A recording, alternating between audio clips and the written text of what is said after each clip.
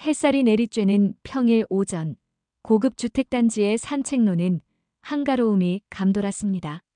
차지은은 명품 운동복에 선글라스를 걸치고 반려견을 산책시키고 있었죠. 그녀의 모든 것은 자신의 지위를 드러내기 위한 도구나 다름없었습니다. 비싼 혈통견인 한이도 그녀의 과시 욕구를 채워주는 애장품 중 하나였고요. 지나가는 이웃들의 시선이 자신을 향하는 것을 느끼며 차지은은 만족스러운 미소를 지었습니다. 마치 그 시선이 당연한 듯 말이죠. 한이야, 천천히 걷자. 오늘 날씨 참 좋네. 산책로를 걷던 중 차지은은 벤치에 앉아있는 한 할아버지를 발견했어요. 허름한 낡은 티셔츠에 빛바랜 청바지를 입은 모습이 고급 주택단지와는 어울리지 않아 보였습니다. 차지은은 무의식적으로 한이의 목줄을 잡아당겨 멀리 돌아가려 했지만 한이가 갑자기 그 할아버지에게 다가가 꼬리를 흔들었어요. 어머 한이야, 이리 와. 하지만 한이는 이미 할아버지 앞에 앉아 친근하게 다가가고 있었습니다. 할아버지는 부드러운 미소를 지으며 한이의 머리를 쓰다듬었죠. 에구, 인사도 잘하는구나. 참 착한 강아지네. 할아버지의 목소리는 따뜻했습니다. 기름때가 묻은 듯한 거친 손으로 한이의 머리를 쓰다듬는 모습에 차지은의 눈이 커졌고 순간 공포에 질린 표정으로 달려갔어요. 어머, 뭐 하시는 거예요? 더러운 손으로 우리 한이를 만지면 어떡해요? 차지은의 날카로운 목소리에 주변의 눈길이 일제히 그들에게 쏠렸습니다. 할아버지는 당황한 표정으로 손을 뗐지만 차지은은 멈추지 않았죠. 이 강아지가 얼마짜린지 아세요? 병원비가 얼마나 나오는지 아세요? 차지은은 핸드백에서 손 소독제를 꺼내 한이의 머리에 뿌리기 시작했습니다. 할아버지의 표정이 순간 굳었지만 아무 말도 하지 않았어요. 대신 조용히 고개를 숙이고 죄송합니다라는 말과 함께 자리에서 일어났지요. 차지은은 주변을 둘러보며 옆 벤치에 앉아있던 동네 사람들에게 말했습니다. 요즘 이상한 노인네들이 너무 많아요. 저런 분이 어떻게 이 동네에 살고 있는지 모르겠네요. 할아버지가 떠난 자리, 차지은은 여전히 한이의 털을 닦아내며 불평을 늘어놓고 있었습니다. 그러나 그 할아버지의 정체는 누구도 짐작하지 못했죠. 그는 바로 이 주택단지를 건설한 대진건설의 설립자이자 은퇴한 명예회장 이준상이었습니다. 회사를 일군 초창기부터 현장을 직접 누비며 손에 굳은 살이 박힐 때까지 일해온 그였지요. 이준상 회장은 최근 건강이 좋지 않아 의사의 권유로 이 단지에 사는 손자의 집에서 요양 중이었습니다. 회사를 물려주고 은퇴한 후에도 그는 자신이 만든 공간이 사람들에게 어떤 보금자리가 되었는지 확인하고 싶었던 거죠.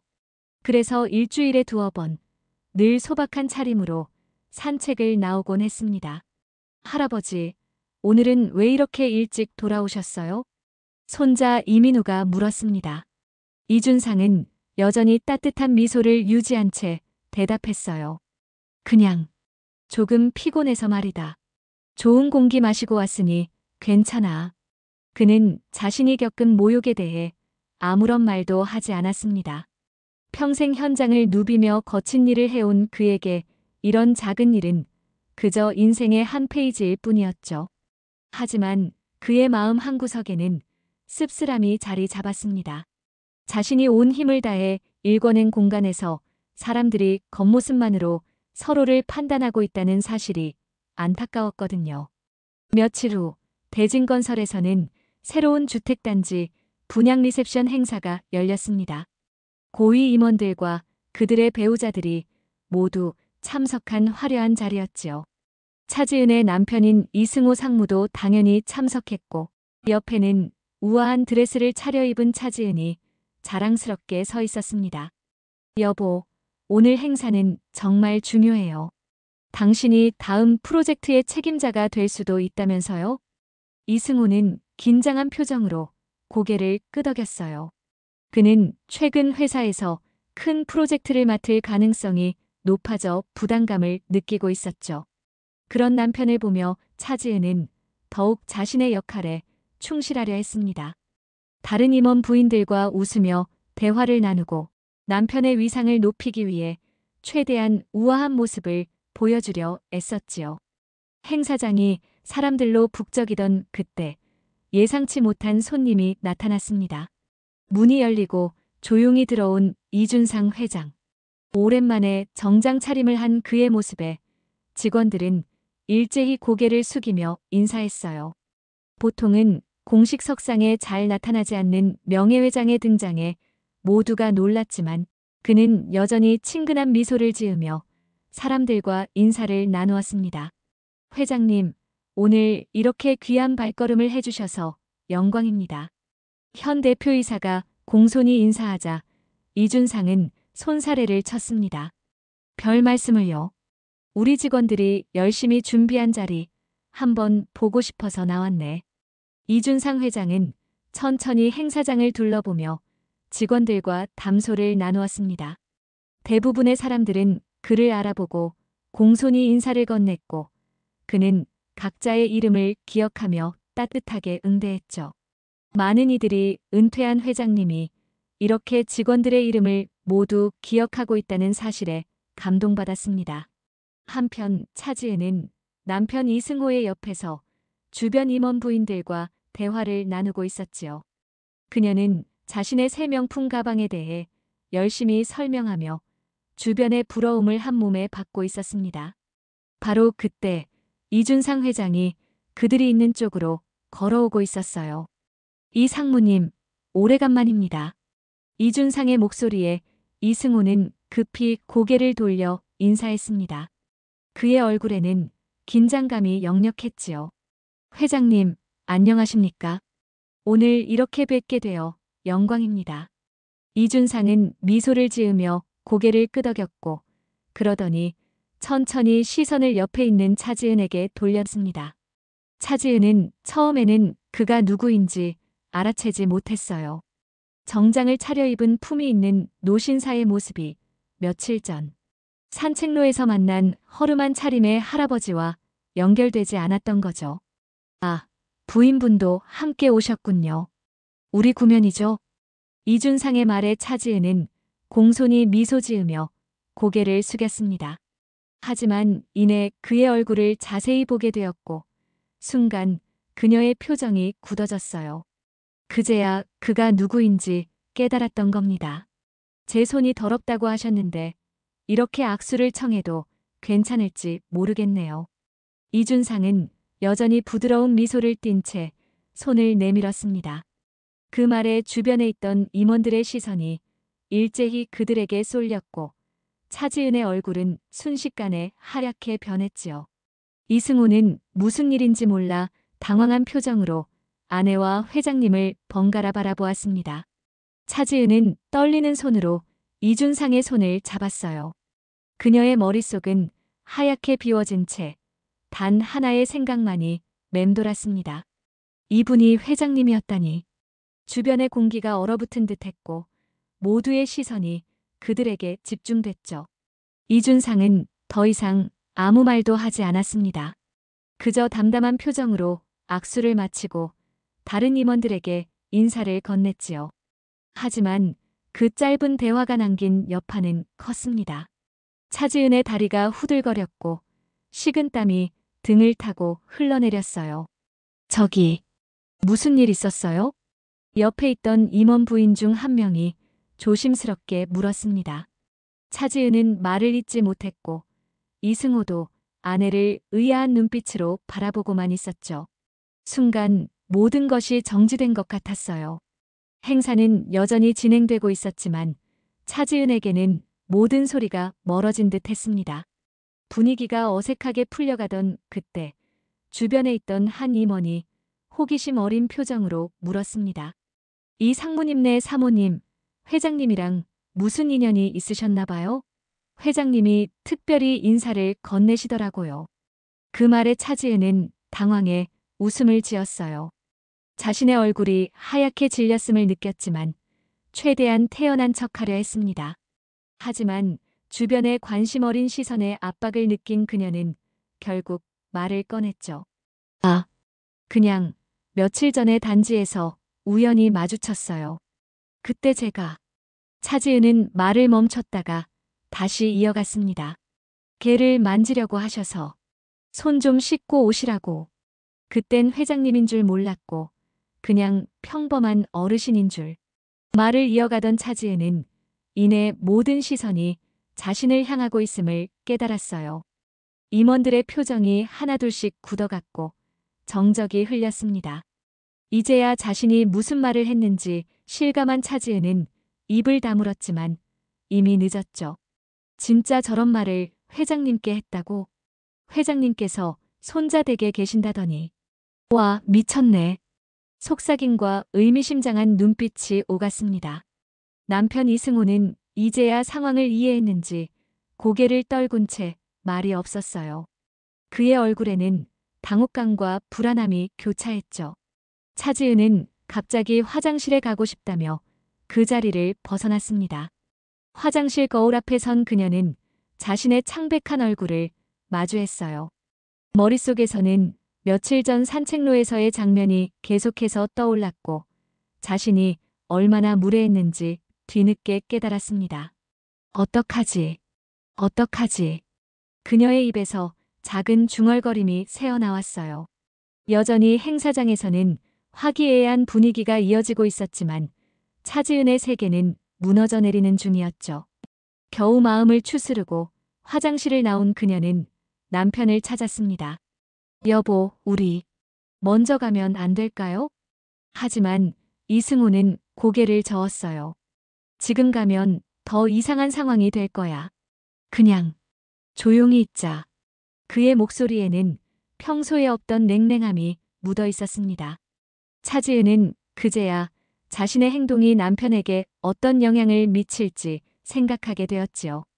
이승우는 회사에서 승진을 앞두고 있었고 이번 프로젝트는 그에게 매우 중요했으니까요. 한편 이준상 회장은 아무 일도 없었다는 듯 행사를 즐기고 있었습니다. 그는 더 이상 차지은이나 이승호에게 다가가지 않았고 다른 임원들과 대화를 나누며 자연스럽게 시간을 보냈어요. 하지만 그의 조용한 태도가 오히려 차지은에게는 더 큰 불안감을 안겼습니다.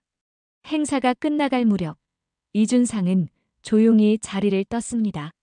그가 떠난 후에도 차지은은 계속해서 주변 시선을 의식했어요. 사람들의 수군거림이 자신을 향한 것 같아 불안했고 남편의 냉랭한 태도 역시 그녀를 괴롭혔습니다. 다음 날 아침 이승호는 평소보다 일찍 집을 나섰습니다. 차지은이 무슨 말을 건네려 해도 그는 대답 없이 문을 닫았죠. 그녀는 창가에 서서 남편이 차에 오르는 모습을 지켜봤어요. 평소와 달리 무거운 발걸음으로 걸어가는 그의 뒷모습이 왠지 낯설게 느껴졌습니다. 회사에 도착한 이승호는 곧바로 심상치 않은 분위기를 감지했어요. 평소 그를 반갑게 맞이하던 직원들이 시선을 피하고 인사도 어색하게 건넸죠. 사무실로 들어선 그는 책상 위에 놓인 메모를 발견했습니다. 오전 11시 임원회의가 변경되었습니다. 상무님의 참석은 불필요합니다. 이승호는 당황했어요. 그 회의는 자신이 맡게 될 새 프로젝트에 관한 중요한 자리였기 때문이죠. 서둘러 비서를 불러 확인했지만 받은 답변은 간단했습니다. 위에서 내려온 지시라고 합니다. 이승호는 무언가 불길한 예감을 느꼈어요. 회의 시간이 가까워지자 다른 임원들이 하나둘 회의실로 향하는 모습을 지켜보며 그는 자신의 책상에 홀로 남겨졌습니다. 손가락으로 책상을 조바심 나게 두드리던 그때 전화가 울렸어요. 이 상무님, 전략기획팀 김 부장입니다. 진행 중이던 강남 프로젝트 관련해서 말씀드릴 게 있어서요. 이승호는 긴장된 목소리로 대답했습니다. 네, 말씀하세요.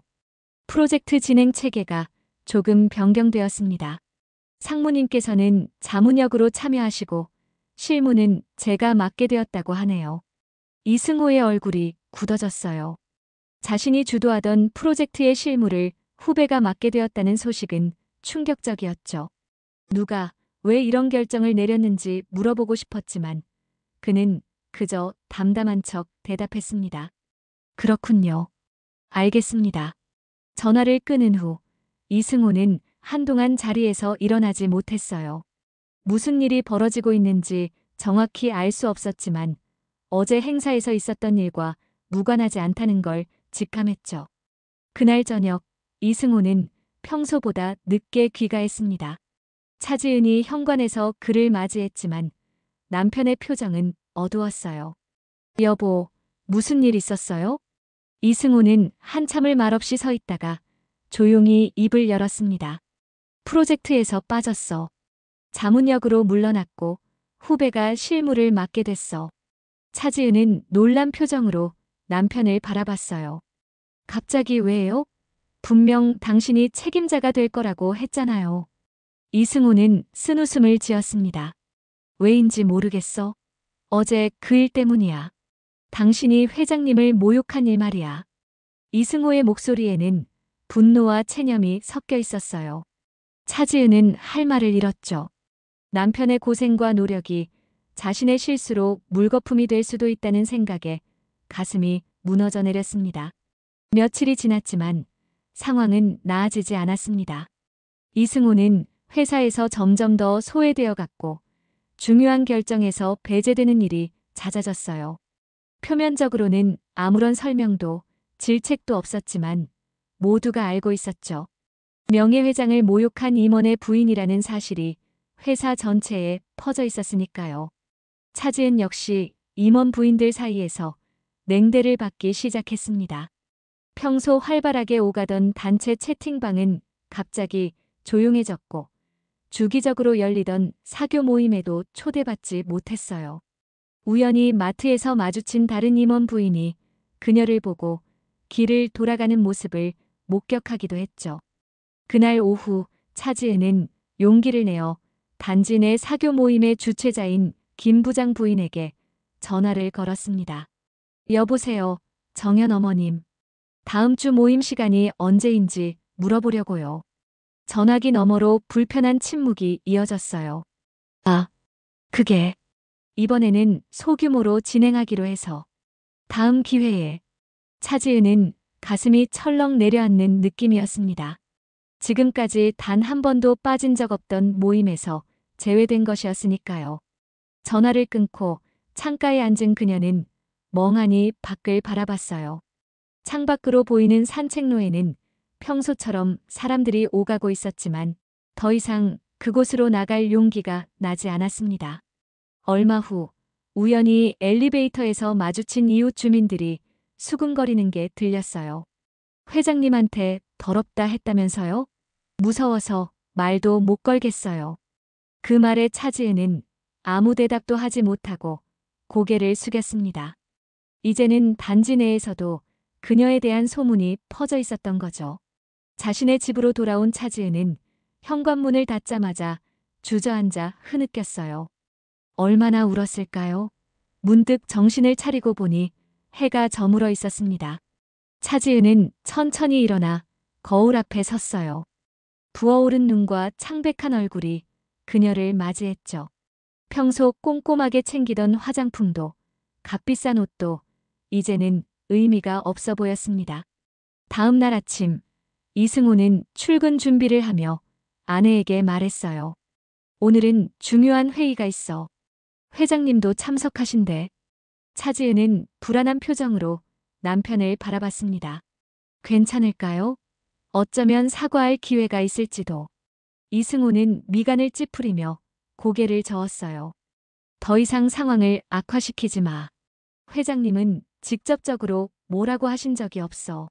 하지만 모든 사람이 알고 있지. 겉모습만 보고 사람을 판단한 당신의 실수를. 그 말에 차지은은 아무 말도 할 수 없었습니다. 남편이 출근한 후 그녀는 오랜만에 옷장을 열었어요.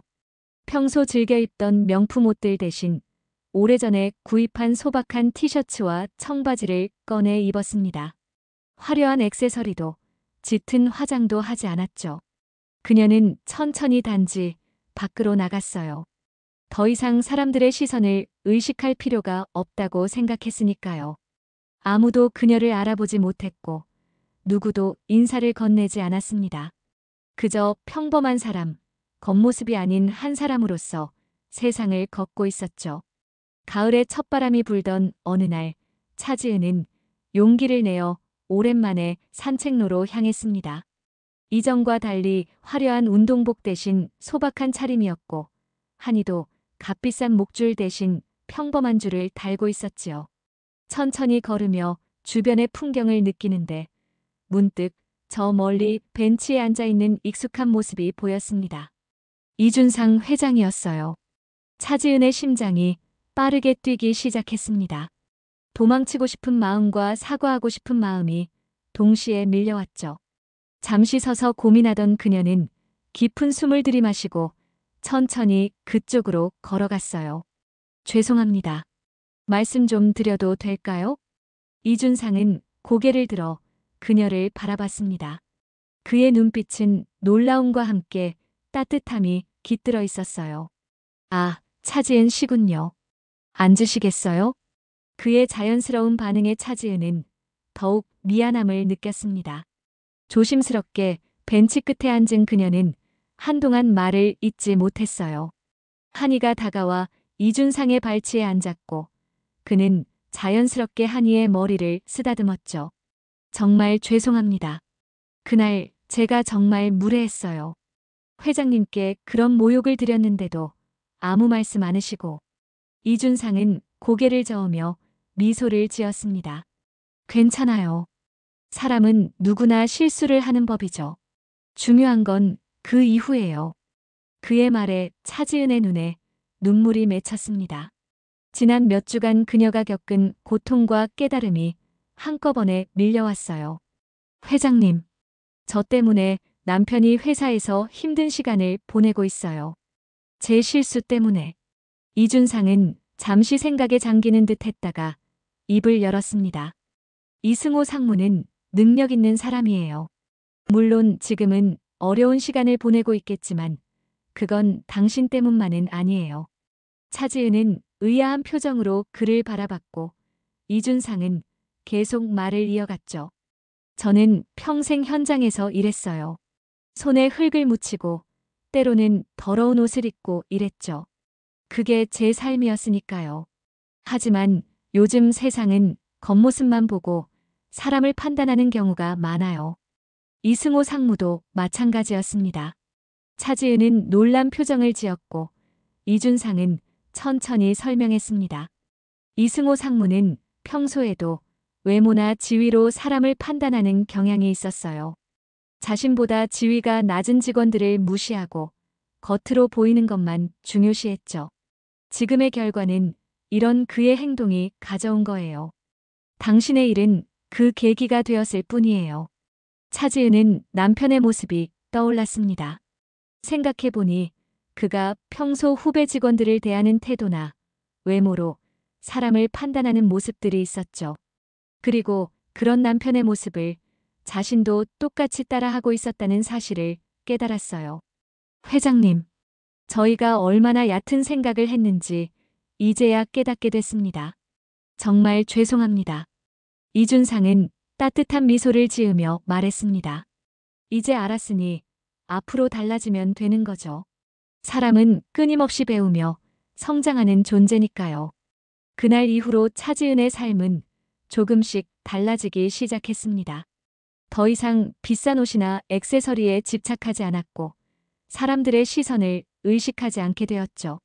대신 주변의 소소한 일상에 관심을 갖게 되었습니다. 단지 내 작은 공원에서 자원봉사를 시작했고 이웃들과 자연스럽게 대화를 나누게 되었어요. 처음에는 어색했지만 점차 자신의 본 모습을 드러내는 게 편안해졌습니다. 예전에는 사람들이 자신의 외모나 소유물을 인정해 줄 때 행복했다면 이제는 진심 어린 대화와 관계에서 기쁨을 찾게 되었죠. 한편 이승호도 변화하고 있었습니다. 처음에는 회사에서의 소외감으로 괴로워했지만 점차 자신의 행동을 돌아보게 되었어요. 후배들에게 지시만 내리던 예전과 달리 이제는 함께 의견을 나누고 협력하는 방식으로 일하기 시작했죠. 어느 날 저녁, 이승우가 오랜만에 밝은 표정으로 귀가했습니다.